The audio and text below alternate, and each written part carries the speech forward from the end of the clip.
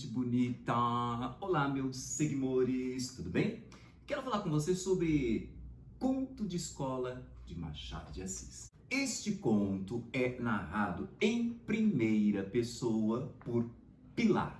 Aqui eu tenho uma coisa muito interessante para te falar e que é muito comum em textos memorialistas como deste conto. Memorialista, você sabe o que é, né? É aquele texto em que o autor, o narrador, nos conta as suas memórias, as suas lembranças, o seu passado. Então, todo texto memorialista tem um jogo muito interessante no eixo do tempo. É o que a gente chama de diferença entre o tempo do enunciado, que é da história em si, que é passado, e o tempo da enunciação, que é do momento em que a história é contada, que é presente. Gente, eu sempre me atrapalhava para diferenciar esses dois, até que eu fiz o seguinte esquema: ado, ado, ado, enunciado é no passado. E por causa dessa diferença, acontece uma coisa muito interessante. Gente, para mim, parece que tudo é interessante em literatura. Lógico, literatura é tão gostoso, né? Mas o que eu tenho de tão interessante? Quem conta essa história é o Pilar. E ele está falando sobre quem? Sobre ele mesmo, o Pilar. No entanto, o Pilar que conta a história não é o mesmo Pilar sobre quem é a história.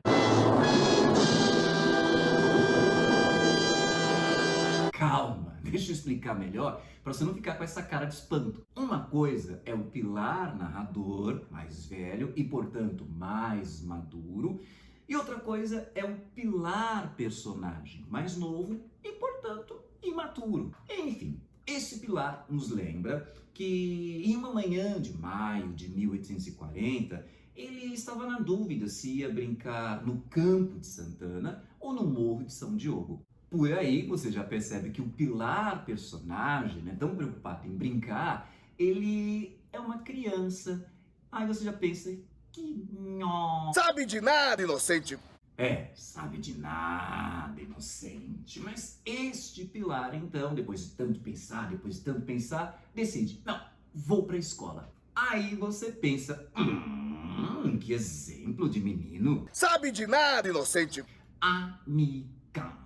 É aí que você se engana, né? Porque o Pilar nos conta que na semana anterior tinha cabulado aula duas vezes, tinha matado aula duas vezes, e quando seu pai descobriu, deu nele uma surra de vara de marmeleiro. Aqui você já vê algumas coisas muito interessantes. Primeiro, antigamente sempre se achava que a literatura devia sempre apresentar exemplos que nos engrandecessem, que nos tornassem sempre melhores. Machado de Assis, nesse conto, se diferencia desse contexto, de uma certa forma ele até é uma novidade, ao nos apresentar uma personagem que resolve ir à aula, aprende a ir à aula, não porque aprendeu o que é certo, é porque não quer mais apanhar. Em resumo, este Pilar não é uma pessoa nada ética. O pior é que ele não é o único assim nessa história. Amor, você ainda tem muito aqui o que ver. Outra coisa interessante é que aqui aparece a famosa ironia machadiana. Você sabe o que é ironia, né? É dizer literalmente algo, deixando a entender exatamente o contrário. A ironia acontece quando o narrador chama de pagamento a surra que recebeu do pai. A ironia acontece também quando o narrador chama de quê os seus coleguinhas que ficavam vagabundeando na rua de fina flor do bairro e da humanidade. Não é saboroso Machado de Assis? E sabe o que é também muito saboroso em Machado de Assis? É que a visão que ele apresenta dos fatos da vida nunca é simplista. É por isso que não podemos dizer que Pilar mata a aula, cabula a aula, simplesmente porque ele é um vagabundo! Menos, Na verdade, há motivos um tanto justos, para Pilar matar a aula. É que ele é muito inteligente. E o que isso tem a ver? É que a escola não aproveita o seu potencial. Pilar sempre terminava suas lições antes dos outros e por isso ficava um tempão entediado, sem fazer nada. Aí rola uma crítica do Machado de Assis ao sistema escolar, né, que nivela todos por igual, sem prestar atenção no potencial de cada um e aproveitá-lo. Por aí você percebe que não é à toa que o Pilar não gosta de ir para a escola. No entanto, nesse dia, Pilar resolveu ir para a escola, porque não queria apanhar de novo, né? Mas, mais uma vez, ele terminou a lição antes dos outros e ficou um tempão sem fazer nada, entediado. E aqui aparece uma outra coisa interessante, né? O Pilar, entediado, a toda hora fica olhando para fora da escola e fica olhando para uma pipa, né? Para um papagaio que lá no ar, né? Representa a liberdade que ele não tem ali dentro da escola. Então há uma oposição entre o espaço externo à escola, que é do prazer, da liberdade, e o espaço interno, que é o da escola, que é o da prisão, do tédio, da opressão. Opressão? Sim, opressão representada pelo professor Policarpo, que, a meu ver, não é um pedagogo competente. A única coisa que ele faz no conto é sentar-se à mesa, né, mergulhar na leitura dos jornais e exigir que os alunos se virassem com a lição. E o que é pior, né, é ele constantemente recorre a um instrumento chamado palmatória, que é esse troço aqui, nossa, credo, né, que ele usa, né, para bater na palma da mão do coitado, né, como uma forma de castigo. Já pensou? Você erra o exercício palmatória. É ou não é opressão isso aí? E o pior, sabe com quem esse professor é mais cruel? Com o seu filho, Raimundo, o seu próprio filho. A opressão era tanta que esse menino era uma criança acanhada, amedrontada, traumatizada, nunca ria. Que escola é essa, meu Deus? E sabe o que é pior? As lições, que em geral as crianças levavam 40 minutos para aprender, Pilar, como mais inteligente, levava 20. Só que Raimundo levava 2 horas. É burrico! Ai, que burrinho! Ai, que burro! Que burrinho! Gente, para! Ele não é burro. Ele tem um outro ritmo de aprendizagem que o seu professor, o seu próprio pai, não sabe respeitar. E por causa desse seu ritmo diferenciado, no presente momento desse conto, o Raimundo está numa situação desesperadora, né? Ele não consegue entender uma matéria de gramática, mais especificamente de sintaxe. É por isso que ele vai recorrer mais uma vez à ajuda do seu coleguinha, o Pilar. Mas agora acontece algo diferente. Raimundo havia ganhado de sua mãe uma moedinha de prata que vinha do tempo do rei, provavelmente Dom João VI. Então, resolve dar a Pilar em troca da explicação da matéria. Pilar fica com uma sensação muito esquisita nessa hora. Veja bem, não era a primeira vez que Pilar explicava a matéria para Raimundo. Então o problema não está aqui na explicação em si, como se fosse errado ele ser concorrente do professor. O problema estava no jeito de tomar lá, dar cá dessa situação. Não sei se me entende. O pior é que essa problemática não tinha a ver com o valor financeiro da moeda, para o qual os dois nem estavam prestando atenção. Aliás, acho que eles nem tinham noção disso. Filosoficamente falando,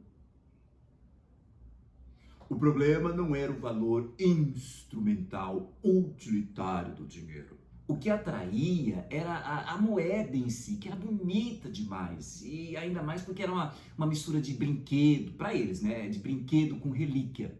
Parece que o que incomodava o Pilar é que aquilo iria se tornar uma pura negociação. Filosoficamente falando, o caráter venal da ação.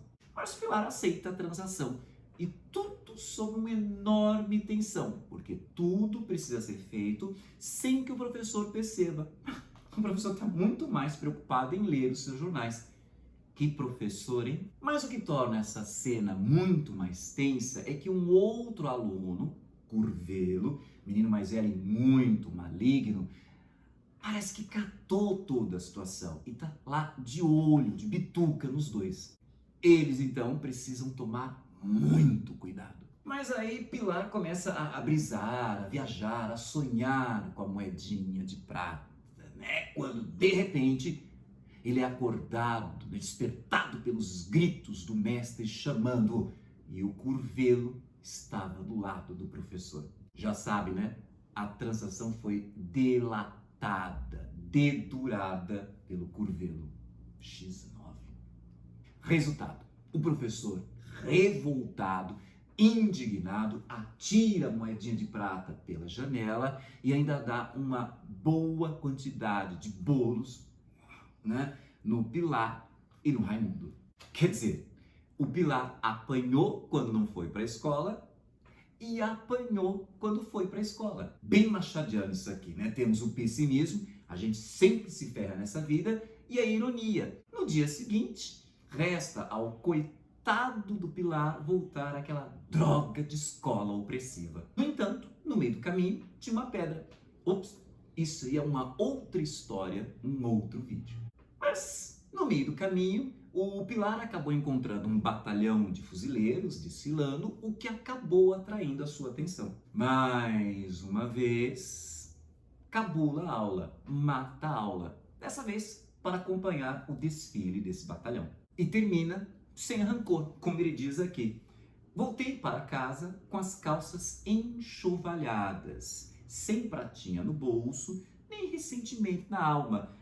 Interessante esse trecho aqui. Sem ressentimento na alma, né? O que prova que o nosso protagonista é uma personagem com defeitos, mas não é uma pessoa maligna. E a grande mensagem do conto vem agora. E contudo, a pratinha era bonita. Veja que ele não mudou seu comportamento, né? O Pilar, ele continua ainda ficcionado, seduzido por essas coisas venais, essas coisas materiais. Mas voltemos ao finalzinho do conto, né? Ele fala assim: e foram eles, Raimundo e Curvelo, que me deram o primeiro conhecimento, da corrupção. Essa é a lição que o Raimundo passou, né? Outro, da delação. Essa é a lição que o Curvelo passou. Mas o diabo do tambor... Bom, esse finalzinho aqui, né, até com reticências, nos mostra que, apesar das experiências extremamente negativas da vida, que não tem como negar, ainda assim a vida tem coisa boa, coisa legal pra gente curtir. E o que mais tiramos de lição deste conto? Olha o que é a ironia machadiana. A escola, ela nos prepara para a vida. Mas quando nós dizemos isso, né, nós queremos dizer o seguinte: a escola nos prepara, né, nos desenvolve aquilo que existe de melhor dentro de nós. Mas aqui nesse conto de escola, essa escola preparou para a vida, mas para o quê? Para o que existe de pior da vida.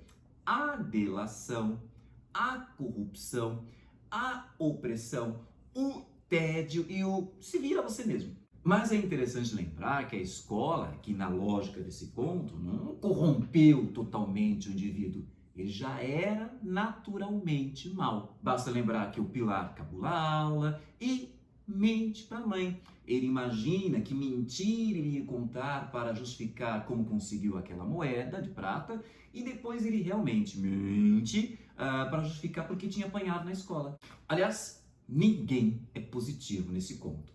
Pilar é cabulador de aula, ele é mentiroso, ele é um corrupto passivo, né? O Raimundo, né? Ele tem uma inteligência tarda, é um menino extremamente traumatizado, acanhado, né? Ele é um corrupto ativo, né? O Curvelo é maligno, é dedo duro, e o Policarpo é um professor relapso. Porque, além de não ensinar nada, porque fica lendo jornal o tempo todo, né, ele é opressor demais. Por fim, deixe-me fazer uma brisa aqui. Né?